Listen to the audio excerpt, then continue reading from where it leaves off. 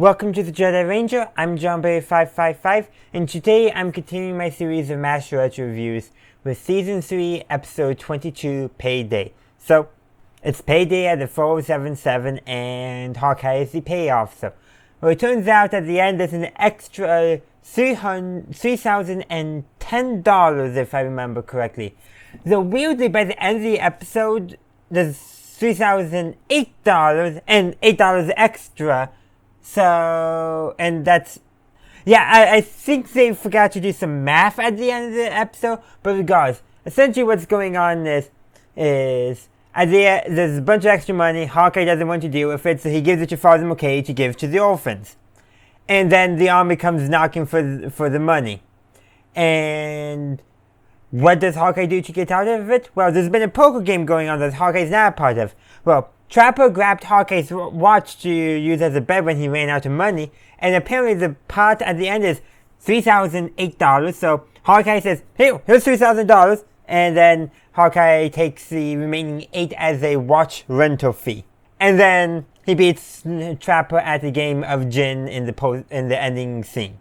Pretty simple there, and this episode with that plot does show Hawkeye's disdain for the army, but more than anything, too, it also shows that, not only does he have this disdain for the army, but when he comes up with, when the extra money he doesn't want to deal with it, he's like, you know what, charity it.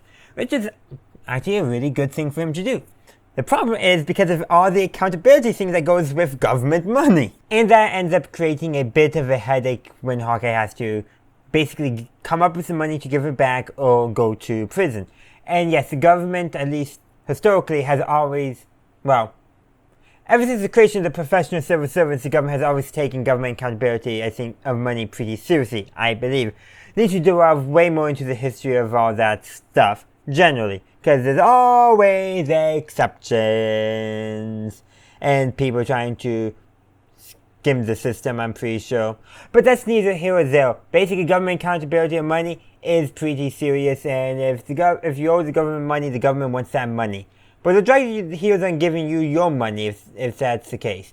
But that's, again, a side tangent to all this. But basically, Hawkeye has to give the money back or face jail time, and he finds a way to give the money back.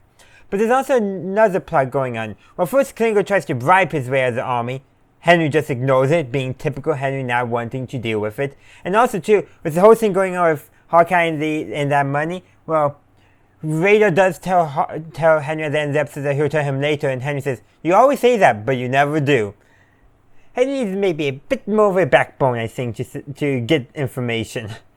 But there's also another plot line going on, and that's because Frank buys two sets of pearls, a real set and a fake set. He gives the fake set to Margaret with the intention of giving the real ones to his wife.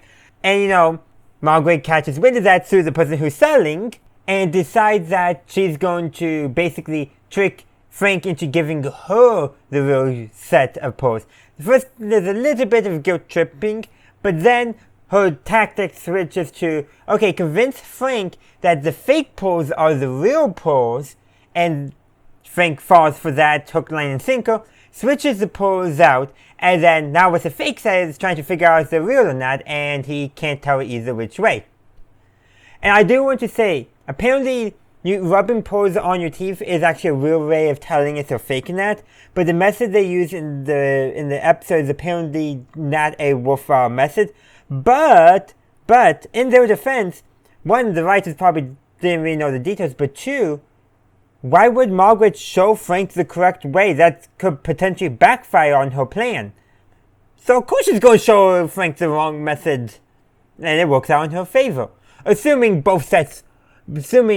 one set was real, one set was fake. Given that the merchant later in the episode jokes that a diamond or some other type of precious crystal that he has, that $50 is not even worth the reward, there's a chance that he may not be a fully honest merchant. Just given the implication of that line there, which I know is intended to be a joke, but I'm taking it seriously because why not? But that's pretty much the episode. It's a great fun episode. This is actually a serious topic, but they don't give it that much weight. But that's alright because it's still a good fun episode, and the stakes are high but resolved fairly easily because of a very high-stake poker game that must have been multiple months of officers and enlisted men's salary in order to get a $3,008 jackpot off of a watch. I'm just saying that right there. That must have been a lot of months of pay. Which does kind of indicate, based off what we saw when the poker game actually started, which with many of them already having some stacks of money before they got paid. So there's a chance that multiple months of salary were in that pot. So that's a lot of saving where probably people did a lot of gambling when they were bored at the 477, because that's a common plot line. But that's all I got to say. Let me know your thoughts on the episode in the comment section down below.